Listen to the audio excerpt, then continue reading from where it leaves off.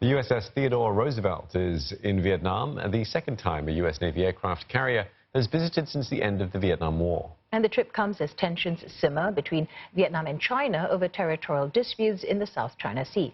Tung No has more from Da Nang. What you can see there is the guided missile cruiser escort of the U.S. aircraft carrier, the USS Theodore Roosevelt, that is now anchored in the water of Vietnam's Da Nang city. They are here on a highly symbolic visit to cement growing security and defense ties between Vietnam and the U.S. as the two countries celebrate 25 years of relations.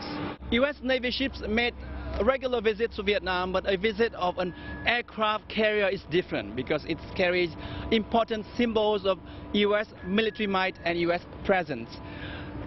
And it's remarkable when we think of history because it's also here in Da Nang city where first American combat troops landed at the beginning of the war, exactly 55 years ago this month.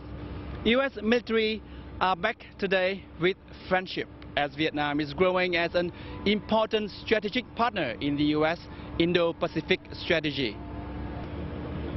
The aircraft carrier is also here to show the U.S. support to Vietnam in the tension in the South China Sea, where China have occupied and fortified features and islands to exert its massive territorial claims.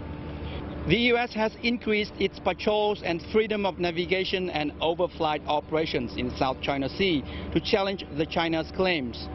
While China sees U.S. military operations in the area as provocative, Vietnam and the U.S. share common strategic interests in upholding international laws and freedom of navigation in the South China Sea. Vietnam's oil and gas activities have been disrupted in recent years because of China's pressure and Chinese ships' operation in areas that have long been under Vietnam's control.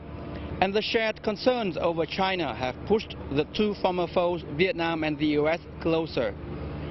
For Vietnam, the country has been making calculated steps to strengthen ties with the U.S., but at the same time not to anger China. As part of the Indo-Pacific strategy, the U.S. has been fostering its alliances and formed new partnerships in the region where China-U.S. rivalry has intensified. The U.S. drive to strengthen defense relations with Vietnam has been given new urgency following the Philippines' decision to start the process to terminate the Visiting Forces Agreement with the United States. Tung No, CNA, Da Nang.